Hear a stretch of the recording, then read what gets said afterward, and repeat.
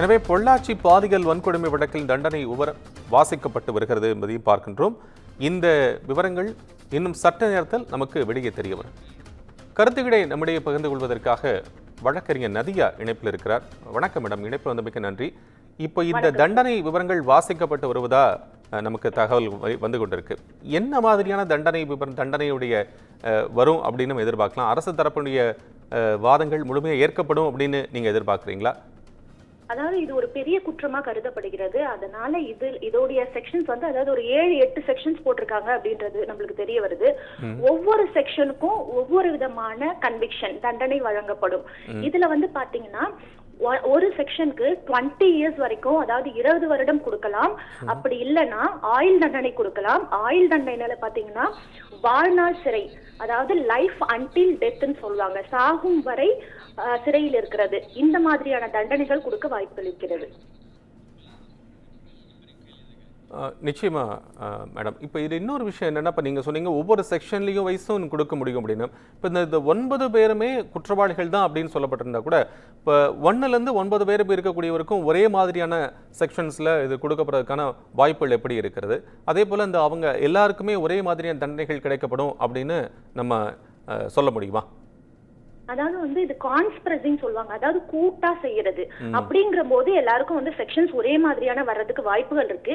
இதுலயே வந்து பாத்தீங்கன்னா ஒவ்வொருத்தரோட ரோல் வந்து வேற மாதிரி டிஃப்ரெண்டா இருந்ததுன்னா, ஒரு சில குற்றங்கள் அவங்க செய்யல, இததான் செஞ்சாங்க அப்படின்னும் போது செக்ஷன்ஸ் மாறுறதுக்கான வாய்ப்புகளும் இருக்கிறது. ஓகே ஓகே அது ரொம்ப முக்கியமா பார்க்க வேண்டியிருக்கு.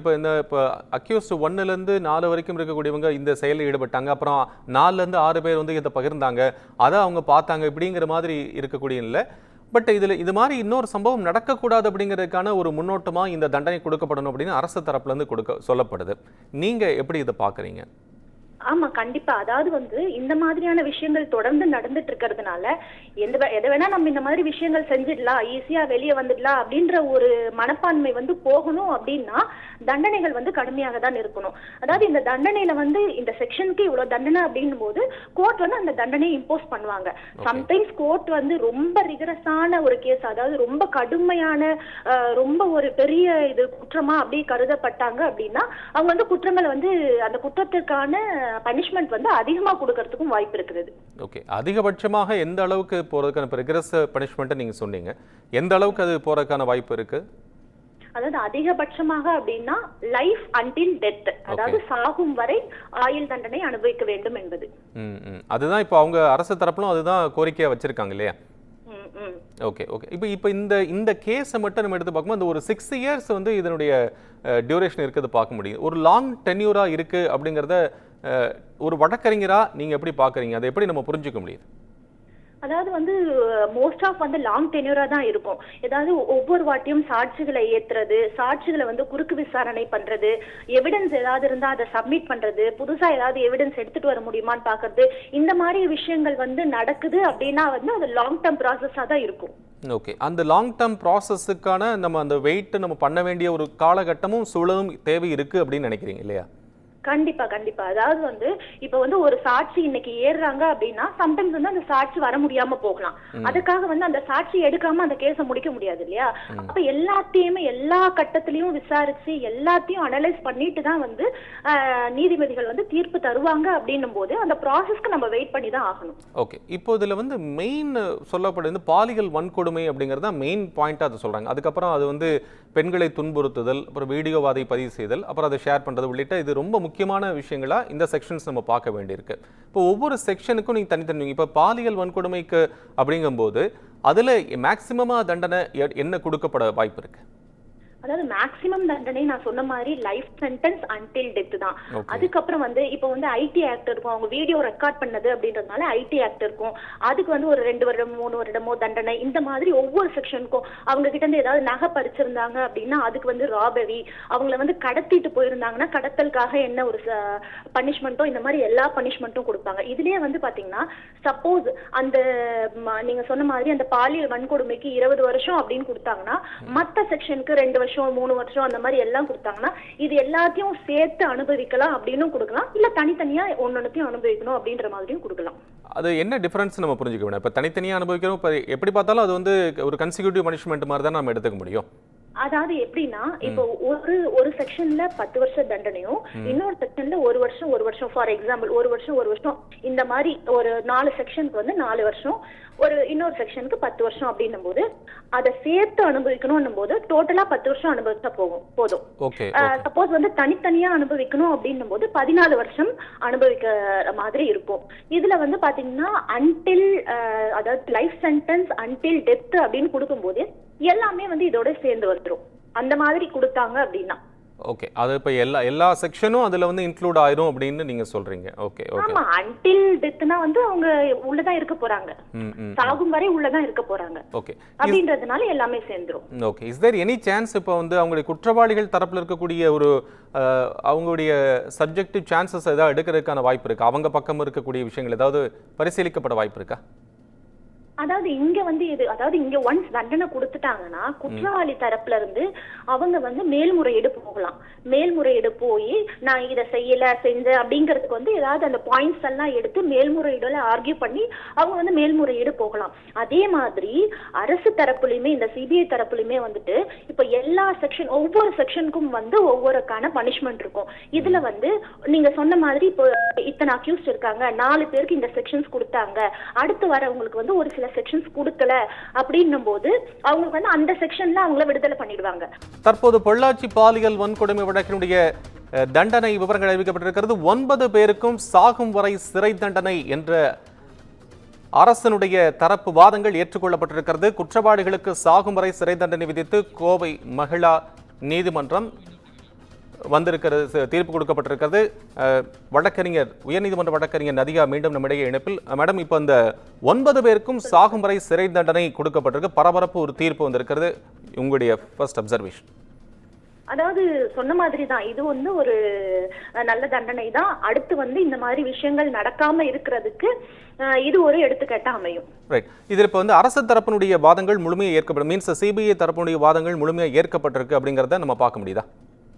ஆமா, அதாவது அவங்களுடைய தரப்பு வாதங்கள் ஏற்கப்பட்டிருக்கிறது. விட்னஸ் வந்து விசாரிச்சிருக்காங்க, அவங்களையும் வந்து அப்சர்வ் பண்ணிருக்காங்க, அவங்க சொன்ன விஷயங்கள் எல்லாம் வந்து எடுத்திருக்காங்க. எடுத்துட்டு தான் வந்து இந்த வழக்குல வந்து நம்ம தண்டனை கொடுத்திருக்காங்க. ஓகே, நீங்க ஒரு ரீகேப்பா இந்த சம்பவம் எப்படி நடந்திருக்கு அப்படிங்கறத வந்து ஒரு சொல்ல முடியுமா உங்களுக்கு? இப்போ இந்த எந்த மாதிரியான இந்த ஜுடிஷியல் பிராக்டிஸ் ப்ரொசீஜர்ஸ் இருந்திருக்கு அப்படிங்கறத நீங்க ஒரு ரீகேப் சொல்ல முடியுமா? அதாவது வந்து ஃபர்ஸ்ட் ஒரு சம்பவம் நடக்கும் அப்படின்னும் போது எஃப்ஐஆர் தான் ஃபர்ஸ்ட் போடுவாங்க. எஃப்ஐஆர் போட்டுட்டு என்னென்ன விஷயங்கள் நடந்தது அப்படிங்கறத வந்து ஒரு சார்ஜ் ஷீட்டா மொத்தமா ஒரு இத்தனை பேஜஸ், அப்ப இவங்களை வந்து ஒரு 1000க்கும் மேற்பட்ட நினைக்கிறேன் பேஜஸ் அடங்குன ஒரு சார்ஜ் ஷீட், குற்றப்பத்திரிகை அப்படின்னு சொல்லுவாங்க. இந்த குற்றப்பத்திரிகையை வந்து தாக்கல் செஞ்சிருக்காங்க கோர்ட்ல.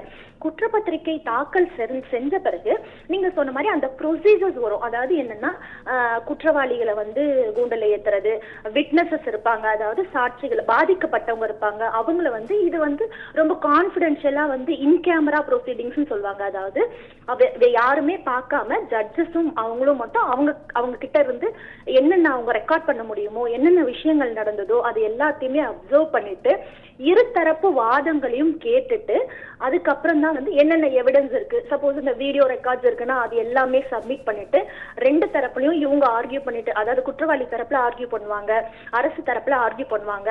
இந்த 2 ஆர்கியூமெண்ட்டையும் கேட்டுட்டு எல்லாத்தையுமே சாட்சிகள் எல்லாத்தையுமே அனலைஸ் பண்ணிட்டு தான் வந்து தீர்ப்புகள் வழங்கப்படுகின்றது. ஓகே, இது ஒரு பெரிய ப்ராசஸ் அப்படின்னு நீங்க சொன்னீங்க. இப்போ இதுல மிக முக்கியமான விஷயம் என்னன்னா பாதிக்கப்பட்ட பெண்கள் தரப்புல பிறல் சாட்சியை யாருமே மாறல அப்படிங்கறத ஒரு பெரிய விஷயமா அரசு தரப்பு வழக்கறிஞர் சொல்லியிருக்காங்க. How importance is that? அதாவது வந்து இந்த மாதிரியான கேசஸ்ல வந்து ரொம்ப இம்பார்ட்டன்ஸ் வந்து விக்டிம்னா பாதிக்கப்பட்டவங்க தான் வந்து எல்லாமே இந்த மாதிரி நடந்தது. அதாவது ஒரு இதே வந்து ஒரு கொலை வழக்கு அந்த மாதிரி இருந்ததுன்னா ஐ விட்னஸ் அப்படின்னு சொல்லுவாங்க, சாட்சி, அதாவது நேரில் கண்ணால் பார்த்த சாட்சி அப்படின்னு சொல்லுவாங்க.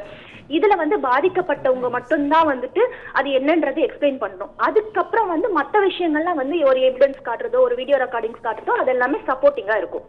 ஓகே, இதில் இப்போ இன்னொரு முக்கியமான விஷயம் மேடம், இப்போ என்னென்னா அரசு இந்த தீர்ப்பு வந்து கொடுக்கறதுக்குமே பெண்கள் வந்து பாதிக்கப்பட்ட பெண்களுக்கு 80 லட்சம் கொடுக்கறதுக்கு தண்டனை விவரத்தில் சொல்லப்பட்டிருக்கு. 85 லட்சம் வந்து அரசு நிவாரணம் கொடுக்கணும் அப்படிங்கிறது சொல்லப்பட்டிருக்கிறது. நீங்கள் உங்களுடைய பார்வை? அதாவது வந்து எல்லா இந்த மாதிரியான வழக்குகள்ல விக்டிம் காம்பன்சேஷன் சொல்லுவாங்க. அதாவது அரசு தரப்புல இருந்து விக்டிம் காம்பன்சேஷன் கொடுப்பாங்க. அந்த காம்பன்சேஷன் வந்து டிசைட் பண்றது வந்து நீதிபதிகள் தான். ஓகே, இது எதை பேஸ் பண்ணி டிசைட் பண்றாங்க? இப்போ 85 லட்சம் அப்படின்னு சொல்லப்பட்டிருக்கு. ஒரு புரிதலுக்கான ஒரு கேள்விதான், எப்படி அதை டிசைட் பண்றாங்கன்னு நம்ம எடுத்துக்க முடியுது? Decision based on the judge. Okay, அது அவங்களுடைய டிஸ்கிரிப்ஷன் தான், நம்ம வந்து சொல்ல முடியாது. ஆமா, அவங்களோட டிஸ்கிரிப்ஷன் தான். ஓகே, இப்போ இந்த 9 பேருக்கும் சாகும் வரை ஆயுள் தண்டனை அப்படிங்கறத வந்து இப்போ நீங்க சொன்ன மாதிரி எல்லா வழக்குகளும் எல்லா செக்ஷன்ஸ்லயும் சேர்த்து ஒரு ஒட்டுமொத்தமா கன்சாலிடேட்டடா கொடுத்திருக்காங்க அப்படிங்கறத நம்ம புரிஞ்சுக்கலாம். அதாவது வந்து ஒரு செக்ஷனுக்கு வந்து சாகும் வரை ஆயுள் தண்டனை கொடுத்திருப்பாங்க. அது இல்லாம மற்ற செக்ஷனுக்கு வந்து ஒவ்வொரு செக்ஷனுக்கும் இத்தனை வருஷம் அப்படின்னு கொடுத்திருப்பாங்க. அது எல்லாமே வந்து அப்படியே சேர்ந்துதான் அனுபவிக்கிற மாதிரி இருக்கும். ஓகே, இப்போ இந்த குற்றவாளிகள் 9 பேரும் ஒரே இடத்துல வைப்பதற்கான வாய்ப்பு இருக்கா, இல்ல அவங்க வந்து தனித்தனியா வேற சிறைச்சாலைகளுக்கு கொண்டு போறதுக்கு வாய்ப்பு இருக்கா? அதெல்லாம் ஒரே இடத்துல வைக்கிறதுக்கும் வாய்ப்பு இருக்கு. சம்டைம்ஸ் வந்து சிறையிலேயே வந்து அட்மினிஸ்ட்ரேட்டிவ் ரீசன் சொல்லுவாங்க. அதாவது பாதுகாப்பு நலன் கருதி, அதுக்கப்புறம் அட்மினிஸ்ட்ரேட்டிவ் ரீசன் கருதி வந்து அவங்கள வேற சிறையிலையும் வைக்கலாம். சிறை விதிகள் படி இருக்கு. அதாவது ஒரு குற்றவாளி வந்து அவங்களோட ரிலேட்டிவ்ஸ் இருக்கிற இடத்துல தான் வைக்கணும் அப்படின்ற மாதிரி இருக்கு. அப்பீல் எங்க போடுறாங்களோ அந்த அப்பீல், அதாவது இப்போ மெட்ராஸ் ஹைகோர்ட்ல போடுறாங்க அப்படின்னா சென்னையில அந்த மாதிரி வச்சாதான் அவங்களோட வழக்கறிஞர்களை சந்திக்க நல்லா இருக்கும் அப்படின்றது மாதிரி அந்த மாதிரி ரூல்ஸும் இருக்கு. பட் ஆனா வந்து கிளியரா இங்கதான் வைப்பாங்க அப்படின்றது நம்மளால சொல்ல முடியாது. It depends upon the administrative of prison. Okay, பிரிசனுடைய சப்ஜெக்டிவ் விஷயம் அது நம்ம வெயிட் பண்ணி பார்க்கலாம். இப்போ ஜுடிஷியலா நெக்ஸ்ட் ப்ரொசீஜர் என்னவா இருக்கும் மேடம்? நெக்ஸ்ட் ப்ரொசீஜர் வந்து இவங்க வந்து அப்பீல் போவாங்க. குற்றவாளிகள் தரப்புல இருந்து அப்பீல் போவாங்க. ஓகே, அது இப்போ டிஸ்ட்ரிக்ட் அவங்க இப்போ மகிழா கோர்ட்லயே போக முடியுமா, இல்ல வந்து அடுத்தடுத்த இடங்களுக்கு நம்ம நகர் வைக்கலாம்? ஹைகோர்ட் நம்ம உயர்நீதிமன்றம் வரும். ஓகே ஓகே, இப்போ ஹைகோர்ட் போனா இப்போ இதுல வந்து மீண்டும் இந்த வழக்கினுடைய விசாரணைக்கு தான் வரும் இல்லையா? வழக்கு விசாரணை மீண்டும் அந்த ப்ராசஸ் எல்லாம் கண்டினியூஸா நடக்குமா? இல்ல அந்த ப்ராசஸ் நடக்காது. அதாவது வந்து இது ட்ரையல் கோர்ட்னு சொல்லுவாங்க. இதுல வந்து சாட்சிகளை ஏத்துறது, அவங்கள இருந்து ஸ்டேட்மெண்ட்டை ரெக்கார்ட் பண்றது, எவிடன்ஸை சேகரிக்கிறது, இது எல்லாமே இருக்கும். இது எல்லாமே இன்னும் இந்த ஜட்மெண்ட்ல கொடுத்திருப்பாங்க. அவங்க என்னென்ன ரெக்கார்ட் பண்றாங்கன்றது டெபோசிஷன் சொல்லிட்டு தனித்தனியா வந்து ஒவ்வொரு இப்போ PW1 சொல்லுவாங்க. அதாவது முதல் சாட்சி, இரண்டாவது சாட்சி, ஒவ்வொருத்தரும் என்னென்ன சொன்னாங்கன்றது ஒரு பேப்பர் வைஸா ரெக்கார்ட் ஆயிருக்கும். அதை எடுத்துட்டு போயிட்டு நம்ம அதுல இருக்கிறத டிஸ்கஸ் பண்ணி தான் அப்பீல்ல ஆர்கியூ பண்ண முடியுமே தவிர மறுபடியும் வந்து ஹைகோர்ட்ல வந்து அவங்க எல்லாரையும் நிறுத்தி மறுபடியும் கிராஸ் பண்றதோ இல்ல சாட்சிகள் ஏத்துறதோ அந்த மாதிரியான விஷயங்கள் நடக்காது. ஓகே, இப்போ யார் அப்பீல் போறாங்கங்கறத பொறுத்து தான் அந்த சப்ஜெக்டிவான விஷயங்கள் மட்டும் தான் திருப்பி விசாரணைக்கு எடுத்துக்கொள்ளப்படும் அப்படிங்கறத சொல்லிருக்கீங்க. ஓகே, இப்போ அப்படி கிடையாது. அதாவது அப்பீல் வந்து குற்றவாளிகள் போவாங்க. ஏன்னா இவங்களுக்கு தண்டனை கிடைச்சிருச்சு இல்லையா, அதனால அவங்க தான் அப்பீல் போவாங்க. அதாவது அவங்க இப்போ யார் குற்றவாளிகளோ அந்த குற்றவாளிகள் அவங்க பெர்ஸ்பெக்டிவ் என்ன கொடுத்திருக்காங்க அவங்களுக்கு. Okay okay okay, I understand. இப்போ அதில் அதுக்கப்புறம் மேல்முறையீடு போனாங்கன்னா, இப்போ சப்போஸ் குற்றவாளிகள் இருக்கக்கூடிய மேல்முறையீடு போனாங்க அப்படின்னா அரசு தரப்புலேருந்து மீண்டும் அவங்களுக்கான தண்டனை விவரத்தை வந்து இதில் வந்து லைஃப் டைம் கொடுத்துருக்காங்க. ஒருவேளை அதில் வேற செக்ஷன்ஸ் இருக்குன்னா அதையும் உறுதிப்படுத்துவதற்கான வாய்ப்புகள் இருக்கா? அதாவது இப்ப வந்து அப்பீல் போகும்போது அதுல என்னென்ன செக்ஷன்ஸ் கொடுத்திருக்காங்கன்னு நம்ம பார்க்கணும்.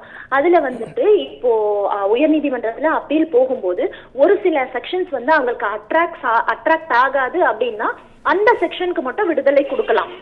அப்படி இல்லைன்னா மொத்தத்தையும் கன்ஃபார்மும் பண்ணலாம். ஓகே, ரொம்ப நன்றி மேடம். நிறைய நீங்க வந்து ஒரு பெரிய விஷயங்களை ஷேர் பண்ணியிருக்கீங்க. Thanks a lot indeed. ரொம்ப மிக முக்கியத்துவம் வாய்ந்த ஒரு தீர்ப்பாக இதை பார்க்க வேண்டியிருக்கிறது. பொள்ளாச்சி பாலியல் வன்கொடுமை வழக்கில் தீர்ப்பு விவரங்கள் அறிவிக்கப்பட்டிருக்கின்றன. 2019ஆம் ஆண்டிலிருந்து 6 வருடங்களாக இந்த பொள்ளாச்சி பாலியல் வன்கொடுமை வழக்கு நாட்டையே உலுக்கியிருந்த ஒரு வழக்கு.